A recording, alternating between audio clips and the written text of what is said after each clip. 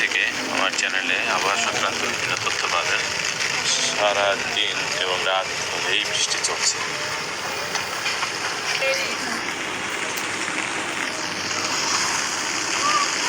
রাস্তাঘাট সব ভাঙা হয়ে গেছে।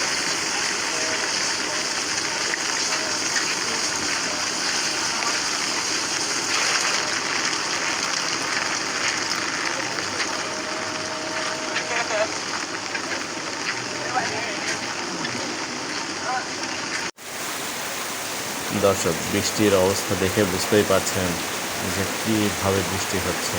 পুরো বাংলাদেশে বিভিন্ন অঞ্চলে থেমে থেমে একই রকম বৃষ্টি হচ্ছে বিভিন্ন এলাকায়।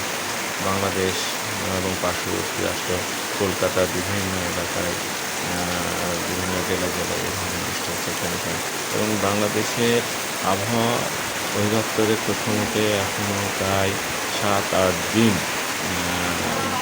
থেমে থেমে চলবে। 2 দিন একটু কম হলেও পরবর্তী 2 দিন পর থেকে আরও বৃষ্টির পরিমাণ বাড়তে পারে। আর সামনে আরও আরেকটি নিম্নচাপ আসার সম্ভাবনা রয়েছে।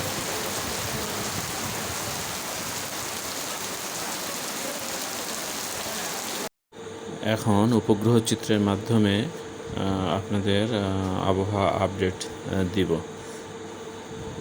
আপনারা দেখুন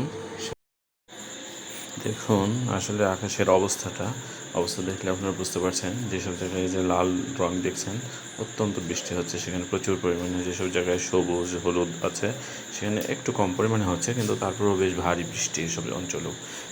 পুরো বাংলাদেশে প্রত্যেকটা অঞ্চলে বৃষ্টি হচ্ছে। সেই সাথে সাথে আমাদের পার্শ্ববর্তী কলকাতা, সেখানেও বৃষ্টি হচ্ছে এই মুহূর্তে। সমস্ত বাংলাদেশ জুড়েই কিছু কিছু অঞ্চলে থেমে থেমে বৃষ্টি হচ্ছে, আপনারা খেয়াল করছেন।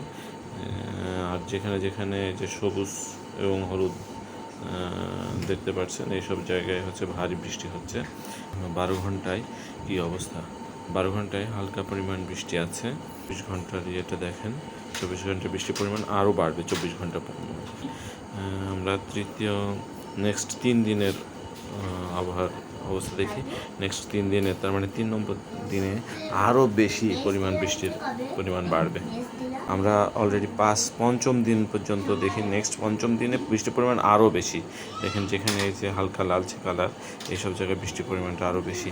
উত্তরবঙ্গে বৃষ্টির পরিমাণটা বেশি দেখা যাচ্ছে আমাদের উপগ্রহ চিত্রে। আর দক্ষিণবঙ্গেও বৃষ্টি আছে, খুব একটা কম না, বেশ ভারী বৃষ্টি হবে। তার সব থেকে উত্তরবঙ্গে বেশি হবে।